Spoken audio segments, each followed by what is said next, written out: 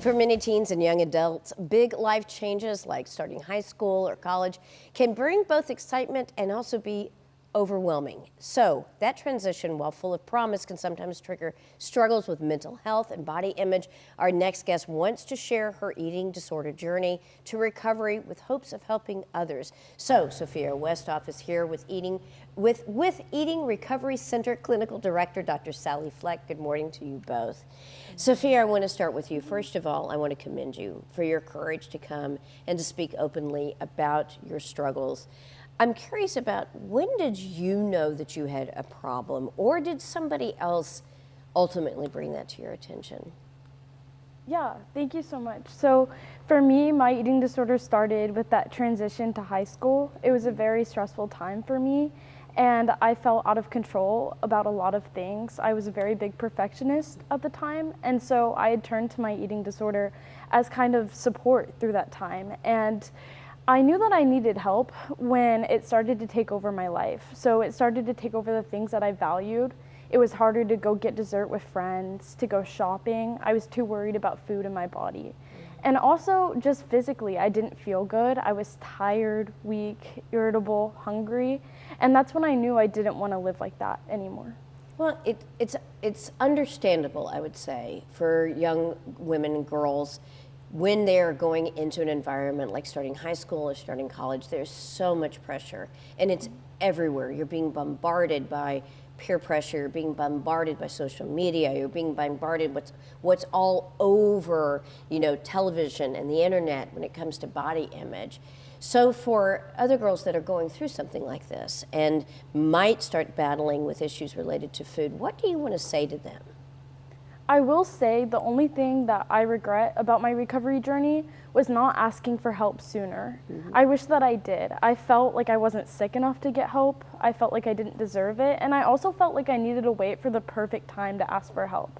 So if I could say something to anybody that's struggling with their body image or an eating disorder, it would be that asking for help now is the bravest thing that you could do. So my eating disorder, it was centered around secrecy, isolation, and so if I hadn't got help from other people, I would not be sitting here today. I think that brings up a good point, because in order to continue the eating disorder, we have to be secretive, we have to be reclusive, we have to kind of keep that away from people, and so sometimes it's really difficult to see those signs. And that brings me to this point. When it comes to these major life transitions, whether starting high school or college, those can be very, very triggering for people such as Sophia. Can you talk to me about what it is about these transitions that causes these type of unhealthy symptoms to emerge? Yeah, any transition, whether it's something we want, we're excited about, or it's something that's new and scary, it can be hard, and there's a lot of things about it that can feel unpredictable, like we're out of control. And so we look for things in our environment to control, and for a lot of people that may be what they put in their body, their food, how much they exercise. Going to high school, for the first time going to college, there's a lot of pressure to make that good first impression and to look a certain way to do that. And so that can really increase the pressure around your body to have that perfect body and just the right outfit. And if you don't have adequate tools to cope with all the stress and anxiety that can come up in those transitions, you may turn to unhealthy coping skills like eating disorders. You used a word that I think is so important when it comes to discussing eating disorders, and that is the desire for control.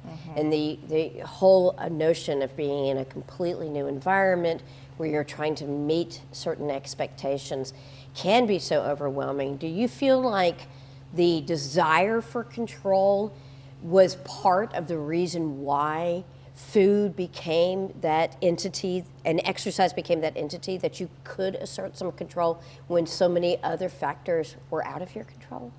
Yeah, I absolutely did. I think with sports in high school, with friendships, even relationships, I felt out of control. A lot of that goes down to my perfectionism. It didn't always turn out this perfect way that I wanted. So I absolutely used controlling my intake to help me. All right, so let's talk about these warning signs, because I think that's so important. Whether you're a friend or you're a parent, you've got some common signs of eating disorders. Can you go through a few of these with us? Yeah, a lot of times it starts with, I just want to get healthy. I want to cut out the sugar or the carbs or things like that. And so you start to see those shifts in what they would eat. They're not going to eat the things they used to eat.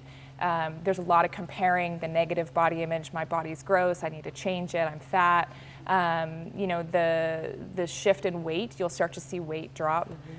They might see some hair loss or some hair thinning because they're not getting the nutrients they need. So pay attention to those warning signs. Where can people find you? Eating Recovery Center and Pathlight. We are located in Plano and Fort Worth, and we have locations down in South Texas as well. Thank you so much. Sophia, I'm really proud of you. Thank you. Continued luck and success on your journey. We appreciate it.